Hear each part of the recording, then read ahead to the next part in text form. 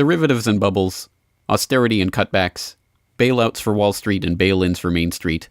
It's hard to find anyone outside of the rarefied world of television talking heads who doesn't understand that the international financial system is broken and spinning increasingly out of control. But the debate over what to do about it is rancorous, fractious, and rarely enlightening. Proposed solutions include government belt-tightening, taxing the rich, increasing quantitative easing, or voting for the political candidate who seems to offer the best deal for a given tax bracket. But all of these solutions miss the point. Money. Money is the common denominator of our current financial system, the currency that facilitates all of our daily interactions.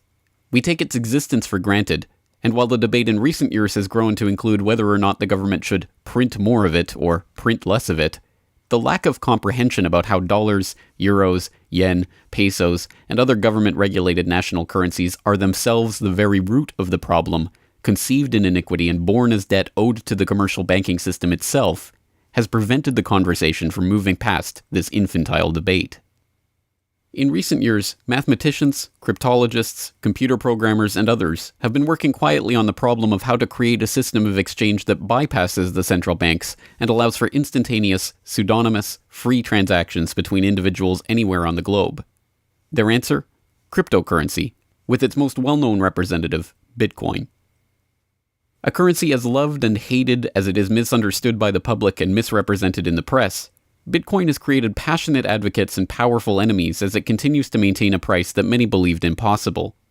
To gain perspective on the Bitcoin phenomenon and what it really represents, last week I had the chance to talk to Roger Ver, an entrepreneur and Bitcoin early adopter who travels the world spreading the message about Bitcoin and freedom. This is our conversation. All right, so let's start with the usual kind of name, rank, serial number. Describe yourself in one sentence.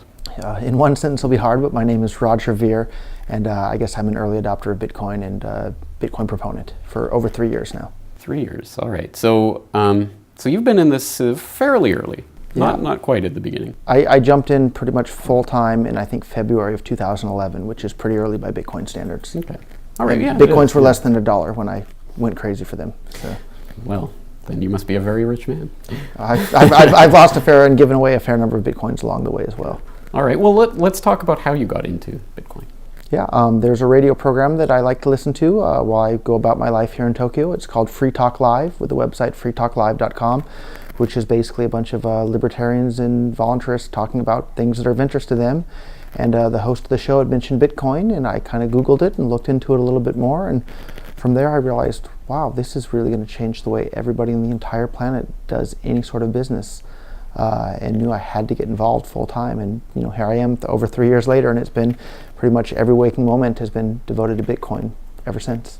Well, that's a pretty dramatic change, and one would think you'd have to have been prepared to understand the significance of something like that. I mean, most people might hear about it and think it's just some crazy idea. You saw the significance of it right away. What do you think prepared you for that? Yeah, I think what prepared me for that is I had the exact right background to really realize just how important it was going to be, and that background includes reading a bunch of books on economics and how money works, and particularly books by Murray Rothbard and Ludwig von Mises, really I think gave me a firm understanding of what the proper aspects of money are.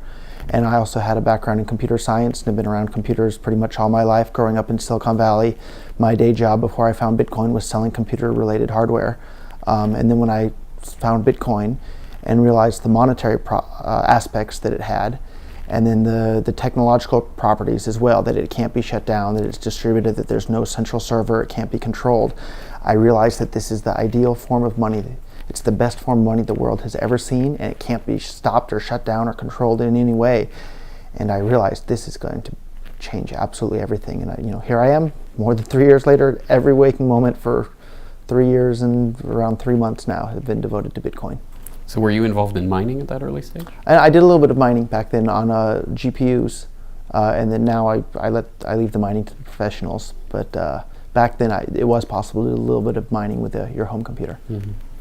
All right. Well, it's been said about Bitcoin that the less people understand about it, the more stridently they're against it, or something of that sort. Which I think cuts two ways, because of course it means that it's perhaps more sophisticated and smart than people initially believe, but it also means that there's a problem in communicating the idea of Bitcoin. There's still a lot of people who are very reticent of it, maybe because they don't understand it.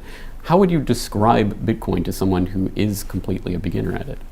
So there's two things required for people to be able to understand Bitcoin. They have to understand the basics of the computer side of it, and you have to understand what money is. And most people in the world don't understand either of those. And then people to understand both of those are an even smaller subset. But what people have to understand about Bitcoin is that it's a completely decentralized network. There's no central server, there's no controlling company, there's no office. It's just free software that anyone can download and start running on their computer anywhere in the world. And that the Bitcoins themselves can be transferred to or from anyone, anywhere in the world. And it's impossible for any bank or government or entity to block you from sending or receiving those Bitcoins. There's a limited supply of those Bitcoins. There will never, ever, ever be more than 21 million Bitcoins. And so because, like everything, the price is set based on supply and demand, because the supply of Bitcoins is limited and the demand is increasing as more and more people start to use them and more websites start to accept them, the price of Bitcoins in terms of dollars is going to have to increase even a lot more than the $500 per Bitcoin that it is today.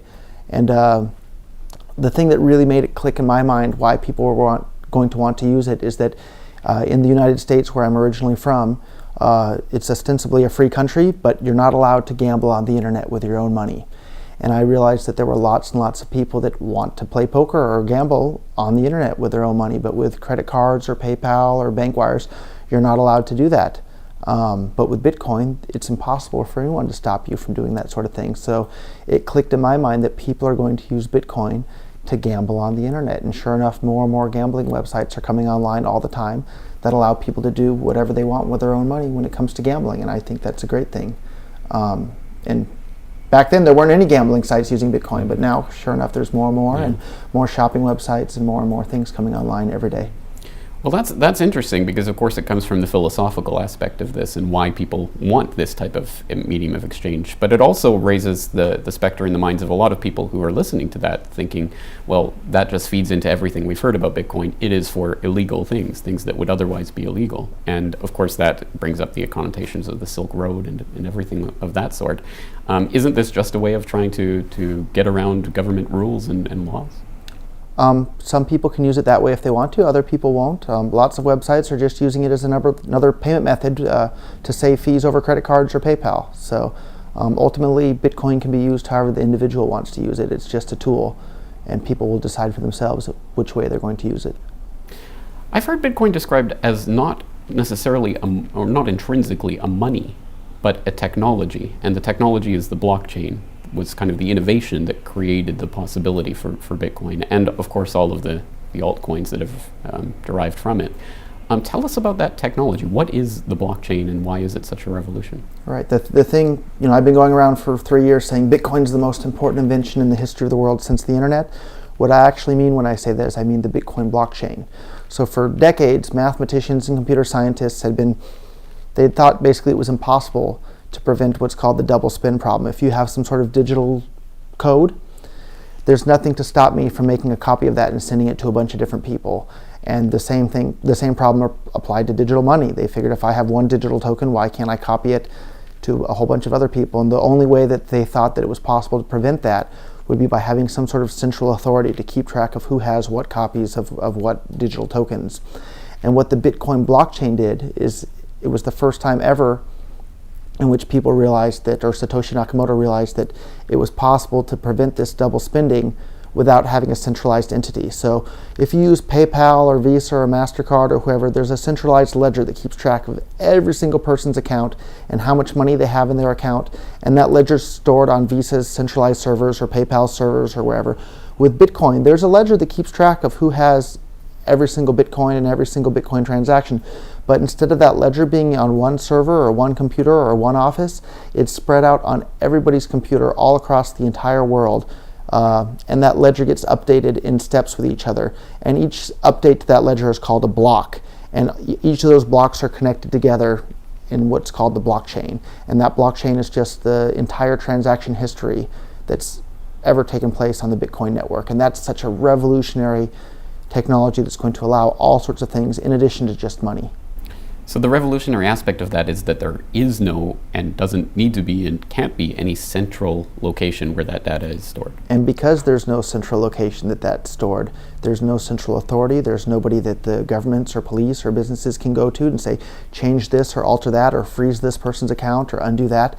It's beyond the control of any entity. It's kind of taken on a life of its own at this point, and it's really, really exciting because nothing like that's ever existed ever before in the history of the world. Right. Of course, that also brings up the other connotation that a lot of people have with digital money as kind of the worrying point, is that with the blockchain, you have a record of every transaction that's ever taken place. So you can theoretically trace a transaction and the way that it flows through the system from, not from person to person, but from address to address at any rate. And once someone is capable of pairing an address to an identity, then not only is it not anonymous, it's actually documented forever, and there's no way to get rid of the record of that transaction. Right, so that's one of the neat things about Bitcoin, is that the amount of privacy in your Bitcoin transactions can be decided by the user. So there's lots of great websites that are releasing tools that allow you to choose just how private you want to be with your Bitcoin transactions. One of the ones that I'm spending most of my time with is a website called Blockchain.info, and there's actually free tools right there in the wallet that they provide that can allow you to send and receive your Bitcoins anonymously, and for free too. We don't even charge anything for that. So you can be as public or as private as you want with your Bitcoin transaction. That's very different than your credit cards or bank statements, at which the banks or the governments can look at any time to see exactly what you've been buying or what you've been doing. Right. Well, it's certainly a lot easier for them to go to that central authority to find that out. But what about the recent revelations about the NSA and the way that it's collecting internet data wholesale? That must make it much more difficult to enact the type of cryptography that would make that anonymous, truly anonymous. Yeah, well, it's hard to know exactly what sort of technologies the NSA has, but one of the things that has me so excited about Bitcoin is that most governments around the world, and the US government in particular, fund just about everything they do through inflation rather than direct taxation. So some things people are going to be more than willing to pay for. Lots of people are going to be willing to pay for, roads and fire departments and police and that sort of thing. Not so many people are going to be willing to pay with their own money for the NSA to spy on all of them, or for the United States military to drop bombs all around the world. And if the world starts using some sort of math-based currency like Bitcoin, governments aren't going to be able to just print money to fund all these things. So I'm really excited about Bitcoin because I see it as an opportunity to non-violently defund the NSA. If the NSA people that are working there don't get paychecks at the end of each month, they're not going to show up anymore. And all those really smart people that are working at the NSA can hopefully go and get hired to work for Bitcoin companies to work to make the world a better place rather than to spy on everybody for Big Brother. And that's one of the things that has me so excited about Bitcoin, is how it's going to rein in the control that governments have over people.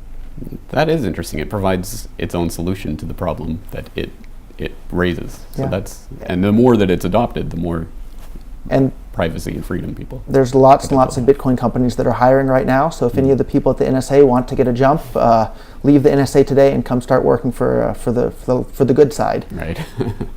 Okay. Well, I've heard it said by yourself and others that basically there's nothing that can be done to shut down Bitcoin at this point, barring, I guess, the complete eradication of the internet from the face of the planet, which is a rather tall order. But there are always externalities and points of pressure by which, if not Bitcoin can be completely eradicated, at least there are pressure points that governments can use. There was the recent ruling by the IRS that about capital gains tax with regards to Bitcoin usage. There's recently the Icelandic government attempted to implement something called the Aurora coin. That ended up going pretty atrociously, and I believe it's pretty much been abandoned by this point because of technical and security issues. It seems to me there's always ways that governments can come and kind of do something to Bitcoin, if not to get rid of it, at least to manipulate, adjust, or change people's perceptions of it. What do you say to people who have those types of concerns? Certain governments may do certain things to try and inhibit the growth of Bitcoin, but it only just takes one country anywhere in the world to be friendly to Bitcoin for Bitcoin to really be able to take off, because at some point Bitcoin will have a large enough market cap and a stable enough price where people won't feel compelled to instantly convert Bitcoins back into some sort of government-issued currency. And when Bitcoin hits that point, it's just so incredibly easy for anybody to use as a payment method that if people want to use it, they will. A good example, I guess, is in the United States. Most drugs are illegal, yet you can get them anywhere, including in actual prisons in the United States. Drugs are still available. So if people want to use Bitcoin, they're still going to have the ability to. And Bitcoin, it crosses borders just as easily as radio waves do. So it's not really stoppable in that. It can be slowed down, but it can't be stopped. Well, what do you think about the altcoin phenomenon? Because there's nothing inherently about Bitcoin per se that's unique. It's the blockchain technology, which could be used by anyone, of course, and is being used by more and more in different altcoins.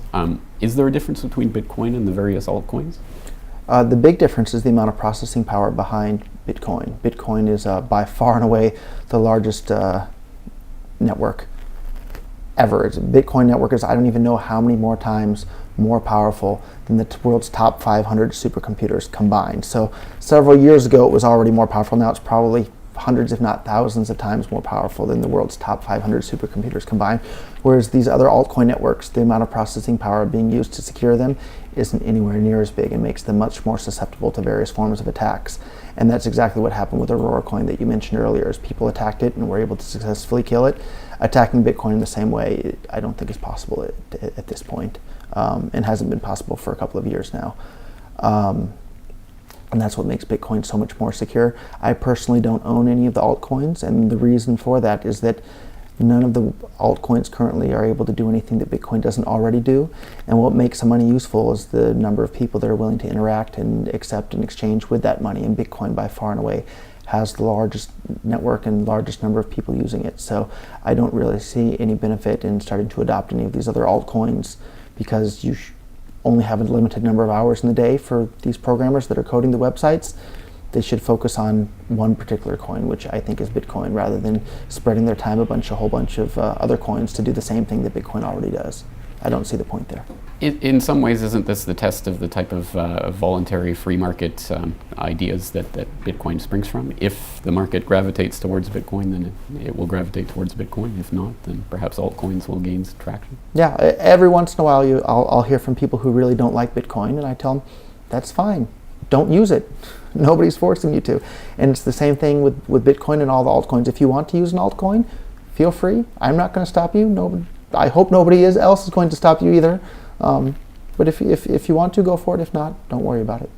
All right, you're Bitcoin Jesus, which is a silly and I suppose blasphemous name, depending on your religious beliefs. But if you are a Bitcoin Jesus, what does Bitcoin heaven look like? What does Bitcoin heaven look like? I think Bitcoin heaven looks like an entire planet of people using a money that they've chosen to use voluntarily, and that arbitrary groups of people can't just create more of out of thin air. So I suppose up till now we've been living in Bitcoin hell, but we're on the road to Bitcoin heaven, and we can see that every day by all these new businesses starting to adopt Bitcoin and new users starting to use Bitcoin, and I think we're definitely headed in the right direction. So walk us through a day in Bitcoin heaven where Bitcoin is fully implemented and everyone's using Bitcoins for their transactions. What does that look like from a day-to-day perspective? I don't think there's any one person that can answer that, because there's billions of people on this planet with billions of individual wants and needs and desires, and Bitcoin is just a protocol that anyone can choose how they want to use that protocol in their day-to-day life. So I think a lot of the ways in which people are going to use Bitcoin haven't even been thought of yet. So that's not a question that I can really predict, other than in my version of Bitcoin heaven, all human interaction will be on a voluntary basis, and no groups of people will be forcing their view on others. Are there any drawbacks at all to the idea of using a cryptocurrency? If you're part of the current power elite that can just print money at will to spend on whatever you feel like, then yeah, the world switching over to Bitcoin is probably not going to benefit you. But if you're one of the normal people that aren't working for the Federal Reserve or any central bank that's printing money to pay to your friends and that sort of thing, then a Bitcoin world is a wonderful thing for you. We are on a kind of adoption curve for Bitcoin right now, and I'm not asking you to prognosticate, but given your kind of experience with Bitcoin and you've watched it develop for the last few years, where do you think it's going to be a year from now, 5 years from now? I mean, what type of curve are we looking at, and how long will it take for the kind of implementation that you're looking for? The adoption rate up until now has been pretty darn amazingly fast, from just a few hundred users at the beginning and to millions today. And I think it won't be very much longer before we hit tens of millions and then hundreds of millions. And I think if anything, the rate of increase is going to speed up rather than slow down. The amount of venture capital money that's just being absolutely poured into Bitcoin startups is just incredible. All over the world, not just in Japan or the US or Europe, just absolutely everywhere. It's just incredible. And I'm headed later this week over to Moscow. There's a Bitcoin conference in Moscow, and the Russians are excited. The Chinese are excited. Of course, the Americans are excited. Just every country you turn to in the world, people who understand Bitcoin are excited about it. So I think the rate of adoption is going to increase. What about the problem? I forgot to look up the percentage, but there's a rather large percentage of the Bitcoin that exists currently are held by relatively few addresses, people. And I'm afraid I don't have those statistics off the top of my head. But it was a number that one would not expect in a currency that would be implemented. I mean, if 50% of the US dollars were held by, actually there is that kind of income inequality. But anyway, it poses a potential problem in that there are many people who are concerned that there are people who are holding on to Bitcoin for that moment in which they decide to cash in, and that will be the end of Bitcoin. What do you say to that? It certainly won't be the end of Bitcoin. For people that are actually worried about that, then don't use Bitcoin if you don't want to. But I don't really see how it can be any worse than the system that we have today, because right now the wealth is certainly concentrated in the hands of a relatively few number of people. And the big problem with the system right now is that they can print more money at any time for any reason they feel like. And with Bitcoin, that can't happen. So I see Bitcoin as a huge, huge, huge step forward from what we have today. Mm-hmm. Well, we are sitting here in Tokyo in April of 2014, so I think we have to talk about Mt. Gox and what happened there. First of all, any thoughts on what happened with Mt. Gox and why it took place in the way that it did without people blowing the whistle in a way that actually prevented it from happening? Yeah, the short answer is I don't know. I suppose, I've met the guys at Mt. Gox more than most people in the world have. I've actually met them in person, but in hindsight, I have no idea what the heck happened over there. And it's just shocking. The whole thing is shocking. And the part that really disturbs me the most is that they were claiming they only had 2,000 Bitcoins, and then people on the internet monitoring the blockchain said, no, we have really, really, really strong evidence that you have an additional 200,000 Bitcoins. And then suddenly Mt. Gox said, oh yeah, you're right, we do have an additional 200,000 Bitcoins. To me, that really, really, really seems suspicious. But as to what actually happened and went on over there, I don't know. They asked me to make that video for them about a year ago now. And at the time I made the video, and even going back and watching that video, I regret having made that video because it caused more people to trust Mt. Gox, but every single thing I said in the video at that time, even in hindsight today, everything was true in the video. It was just unfortunate that I made the video because it caused more people to trust Mt. Gox than would have otherwise. But they had a huge amount of US dollars sitting in the bank. They had around close to 100 million US dollars in the bank. I saw the letters from the banks and from the lawyers with my own eyes, with the bank saying, we're not going to let you send more than 10 international wire transfers a day, which obviously isn't enough for them to run the business. So at that time, even looking back on everything, it's pretty darn clear that the fiat withdrawal delays were being caused by problems dealing with the banks, not because they didn't have everybody's money at that point. They may not have had everybody's money at that point. I don't know. Even today, I don't know. But the fiat withdrawal delays weren't being caused by an actual lack of liquidity, which is what I said in the video. And I wish I hadn't made the video at all at this point. So what does the Mt. Gox situation say about the ability for people to be scammed in the Bitcoin community? People get scammed with dollars all the time too. I think it just shows that people need to hold their Bitcoins in their own Bitcoin wallet. And if you're going to use an exchange for exchanging, send the Bitcoins in, get the dollars out, and be done. Or the other way around, don't store your dollars or your Bitcoins on an exchange ever, other than the actual time in which you're actually trading. And the rest of the time, hold your Bitcoins in a wallet in which you control the private keys. That means hold them in a blockchain wallet, hold them in an Electrum wallet, hold them in an Armory wallet, hold them in the Satoshi Qt client wallet. Don't hold them in Mt. Gox, don't hold them in Bitstamp, don't hold them in Kraken, don't hold them in Coinbase, don't hold them in any sort of wallet in which somebody else is holding the keys for you. That's what I hope will be the lesson that everybody learns from Mt. Gox.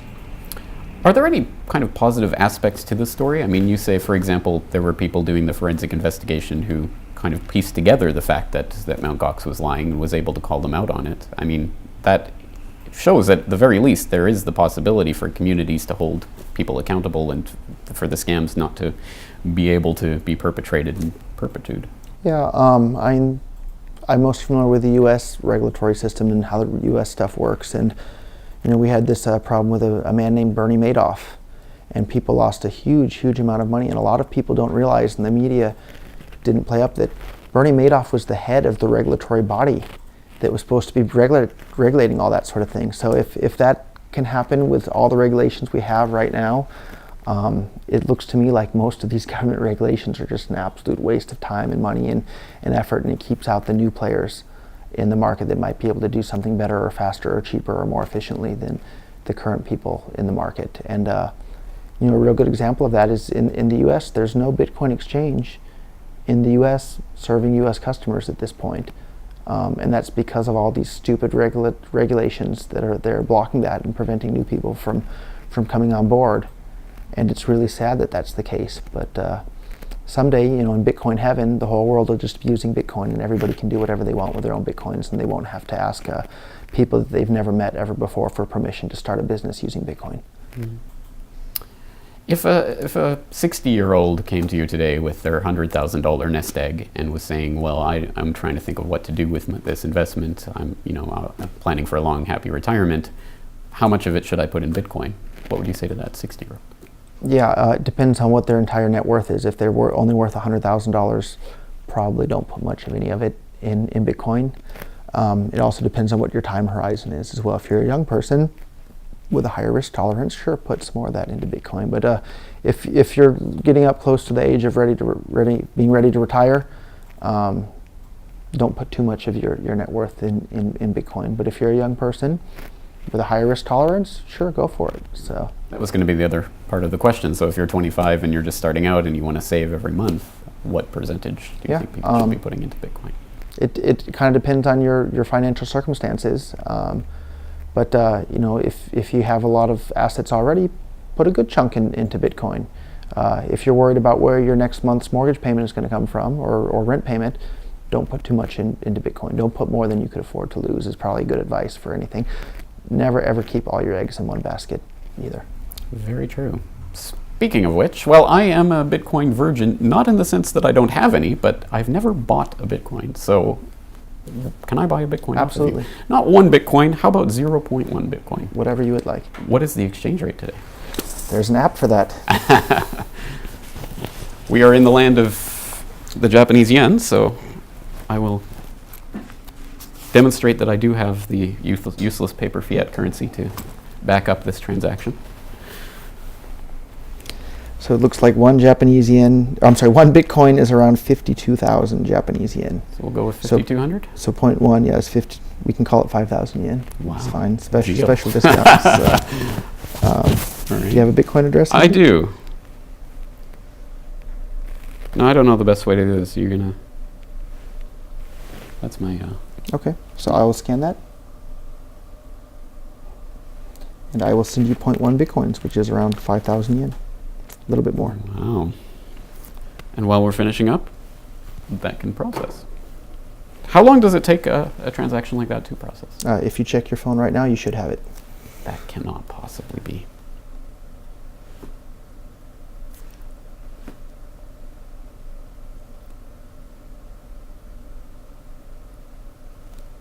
Depending on the speed of my connection. We can give you the Wi-Fi password if you'd like as well. No. Do you see it? I have to sign in again.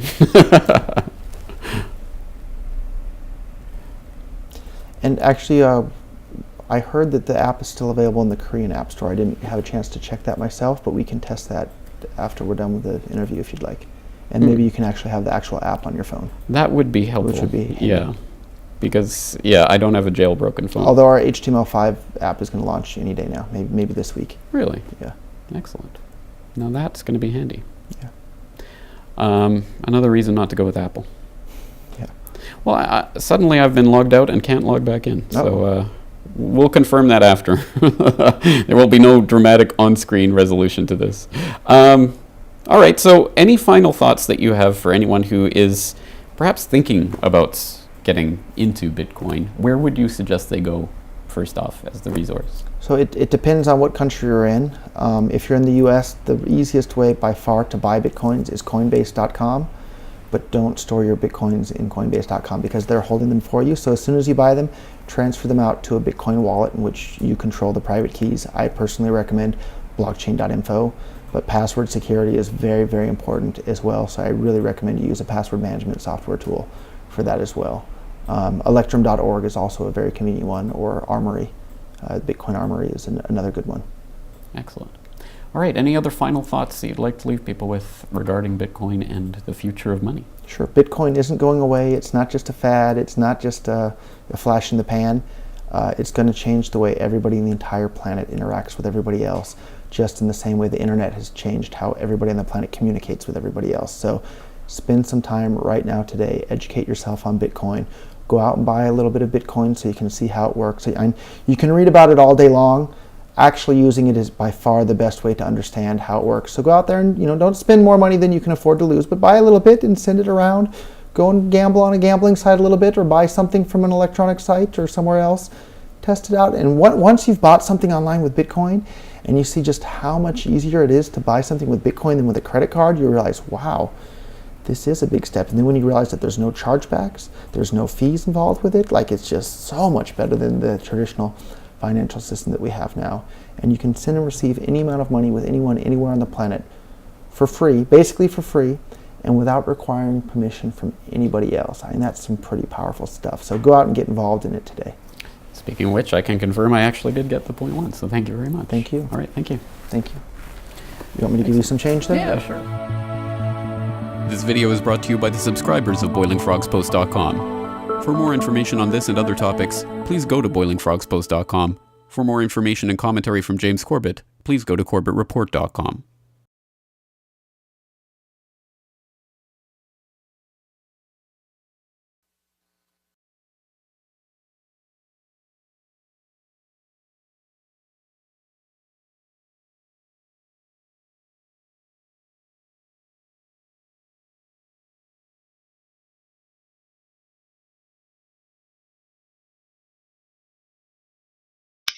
En este momento el precio de Bitcoin es muy económico.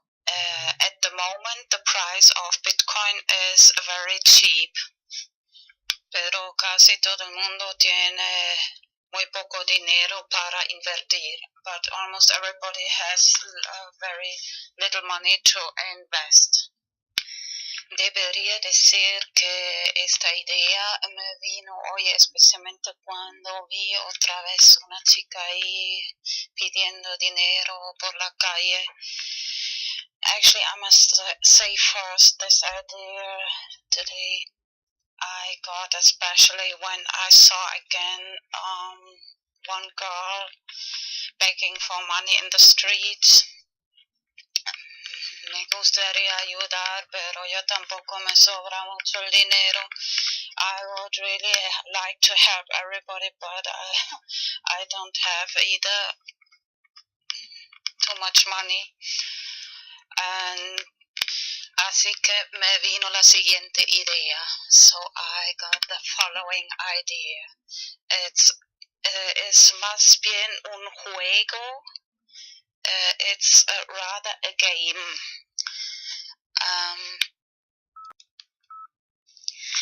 Lo que es muy importante, elegir un monedero de Bitcoin que solo tú misma tienes la llave privada. What is very important to choose Bitcoin wallet company which you only possess the private key. For example, Blockchain.info. Por ejemplo, la empresa Blockchain.info. Luego imprimir en papel la llave privada y también guardarlo tú mismo. Then to print in paper the private key and of course save for yourself that private key. Bueno, ya estamos imprimiendo, imprime por lo menos 10. So now we are already printing, so at least print 10 directions, 10 direcciones. Luego pones algo de Bitcoin, una cantidad, lo que te da la gana en esta dirección. Then you put some Bitcoin, the amount, whatever you want, and that in these directions. Y la próxima vez que sales de casa ya tienes algo que dar a los que están ahí pidiendo por la calle. And the next time you go out of the house, you have already something to give for these people who are begging on the streets. Y por ejemplo, y claro, para tus amigos, amigas, and for your friends, of course. Eso da motivación a la gente para aprender Bitcoin y this gives motivation for the people to learn about Bitcoin. Y la parte del juego consiste en lo siguiente, and the game part consists in the following. Explicas a la gente, mira, esta es la clave privada, que es la clave secreta. You explain to the people, look, this is the private key, which must be secret. And you have it, and me, and explicas, esa persona y yo mismo la tiene. Y antes pensaba en 5 años, pero luego cambié un poco de idea de hasta 4 años. First I thought of 5 years, but then I changed my opinion to 4 years, later explain.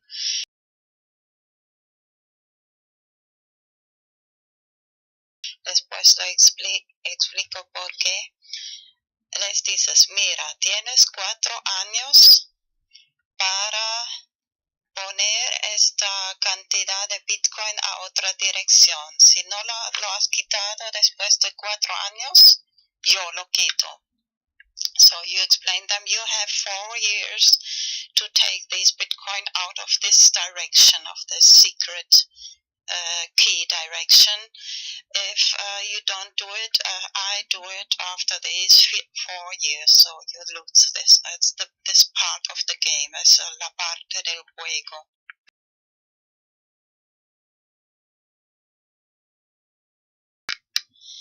He creado este hashtag BTC4 para hacerlo un poco popular. I created this hashtag BTC4 to make it a little popular. Antes pensaba en 5 años, pero luego cambié a 4 porque te has dado cuenta que en Los Simpson la gente tiene 4 dedos y solo Dios tiene 5 dedos. First, I thought of 5 years, but then I changed my mind to 4 years. Did you notice that in The Simpsons, people have 4 fingers and only God has 5 fingers? I'll show some pictures. Voy a enseñar algunas imágenes de Los Simpsons, de los manos y dedos de Simpsons. some pictures of the hands and fingers of Simpsons. Pero antes quiero recordar que es muy probable que en también 4 o 5 en los próximos años el valor de Bitcoin puede subir mucho. Just want to remember before that the price of Bitcoin, the value of Bitcoin can rise very much in these next years.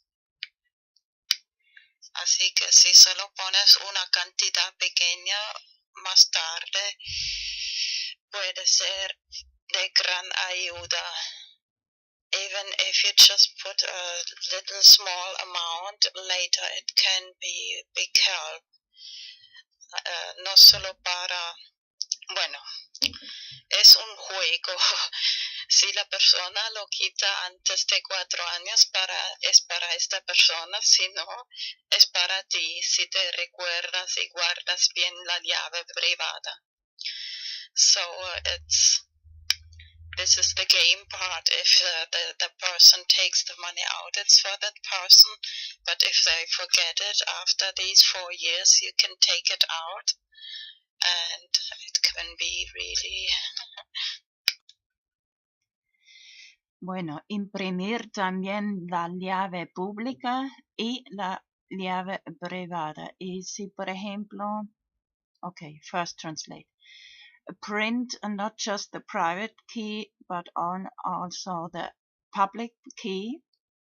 Así que si, por ejemplo, explicas a la gente, mira, si alguna persona quiere enviarte Bitcoin, pero tú no tienes ninguna dirección, así que puedes dar esta llave pública a la persona. Mira, muy bien, la llave pública, no la llave secreta, das a esa persona o cualquier persona y te pueden enviar Bitcoin a esa dirección. So remember, the public key you can give to anybody, and if somebody wants to send you some Bitcoin and this person doesn't have any, so you have already this public address where they can send you Bitcoin. ¿Qué es Bitcoin?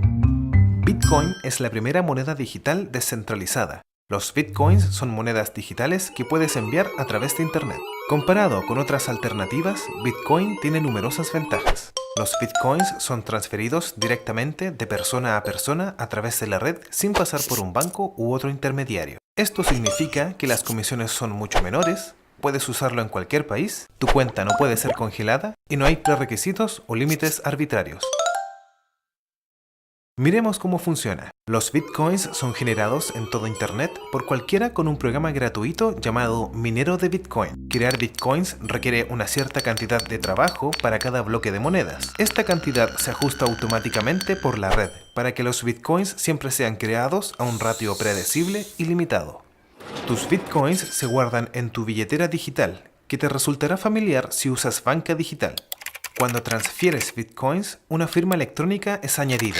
Pasados unos minutos, la transacción es verificada por el minero y es almacenada permanente y anónimamente por la red.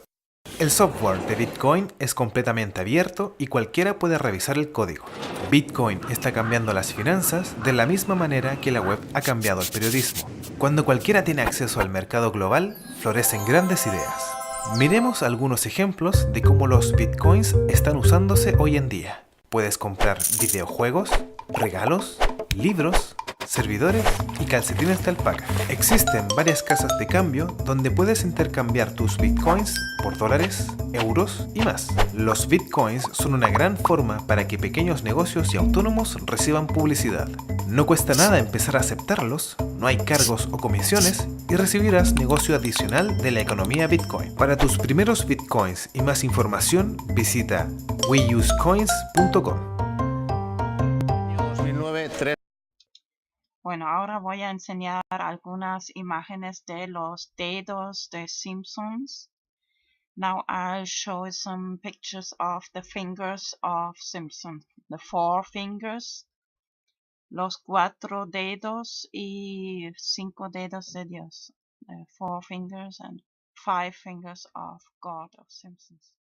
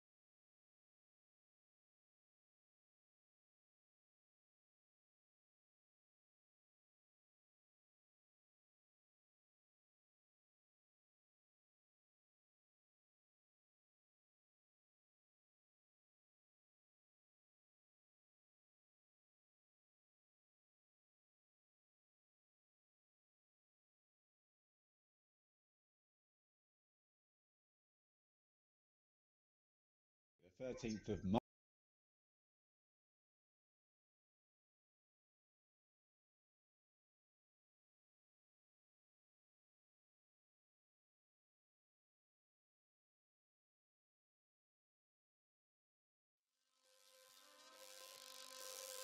Right now, there are more people on the internet than there were on the planet in 1960. We're raising money. And it's easier to be discovered than ever before. It takes a full team to make each one of our videos. But the internet needs better software to help us reward one another for our work. Advertisers value you differently. They say that 1,000 of you is only worth $6. Any help is very much appreciated. Please fund this project. We need your help.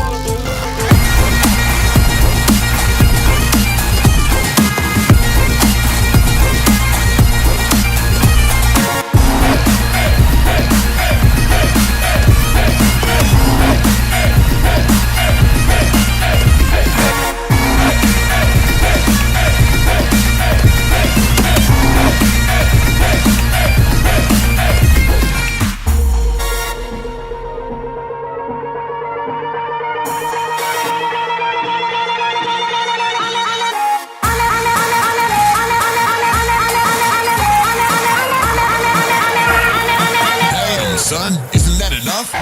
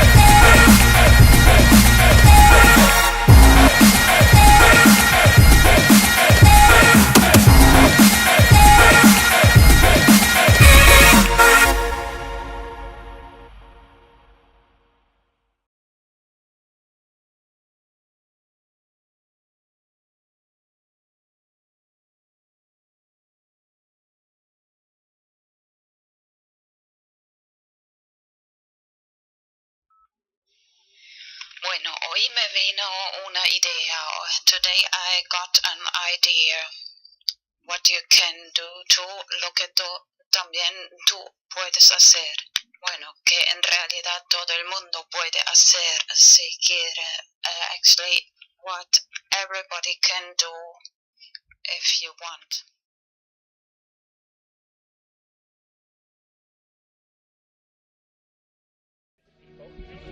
Inherently and historically opposed to secret societies, to secret oaths, and to secret proceedings. We decided long ago that the dangers of excessive and unwarranted concealment of pertinent facts far outweigh the dangers which are cited to justify it.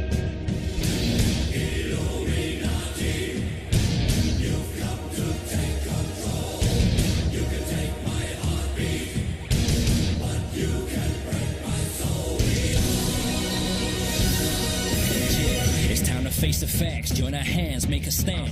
It's time to gather plans, get the shot, take the chance. Till there is no one left, stay correct to the death. They can't ever break a freedom, we will never let it. The corrupt politics is killing the system. Cynicism is it, and it's everything that you witness. They tell you what to think, make you believe that they're the realness. They feed us full of lies, and yet we always forgive them. Huh? It's all conspiracy, and if you're feeding into it, you're the puppet. The government's pulling strings from above you. It's time for the introduction to truth, and let's start a movement. We've all been brainwashed, they believe that we all are stupid. We believe in what we see and whatever our ears are hearing. But if you look close, listen, gather your own opinion, you'll understand all the lies, lines, and what's between them. This word is not your oyster, this word is a fucking prison. Come on!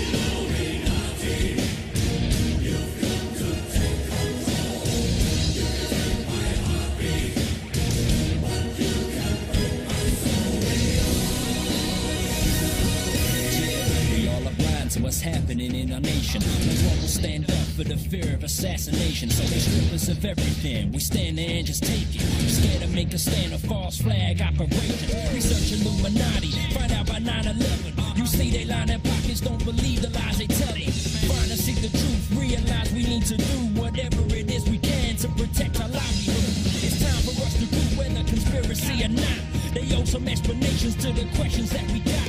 What are the skull and bones? What is lying beneath all these secretive meats? Got you lying between your teeth. What's with the Bilderberg and burning your effigies? I'm praying to Lucifer, how Satanist can you be? While all of the time praying you believing in the peace, just to keep up appearances within Christianity. Come on.